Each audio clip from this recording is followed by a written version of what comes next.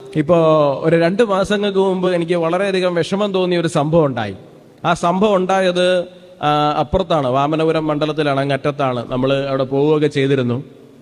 നമ്മുടെ ഒരു ഗണഗീതം ഒരു ക്ഷേത്രത്തിനകത്ത് പാടിയതിൻ്റെ പേരിൽ ആ ഗണഗീതം പാടിയത് പറ്റില്ല എന്ന് പറഞ്ഞുകൊണ്ട് ചില സഖാക്കള് സ്റ്റേജിൽ കയറുകയും ബഹളം ഉണ്ടാക്കുകയൊക്കെ ചെയ്തു.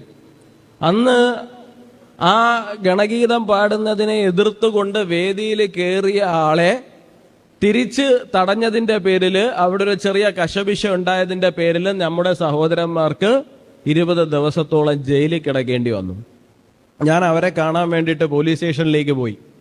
ആരും എന്നെ വിളിച്ചിട്ട് പോയതല്ല, പക്ഷേ രക്തം തിളച്ചതുകൊണ്ട് പോയതാണ്. കാരണം മറ്റൊന്നും കൊണ്ടല്ല, ഗണഗീതം പാടിയത് തടഞ്ഞയാളെ, അയാളെ എതിർത്തതിന്റെ പേരില് 6 പേര് 10-20 ദിവസങ്ങളോളം ജയിലിൽ കിടക്കേണ്ടി വരുന്ന ഒരു സാഹചര്യം എന്ന് പറയുമ്പോൾ, നമ്മുടെ കേരളത്തിലെ രാഷ്ട്രീയ പരിതസ്ഥിതിയിൽ നമ്മൾ സംഘടനാ പ്രവർത്തനം നടത്തുമ്പോൾ എന്തൊക്കെ വില കൊടുക്കേണ്ടി വരുന്നു എന്നുള്ളതാണ്.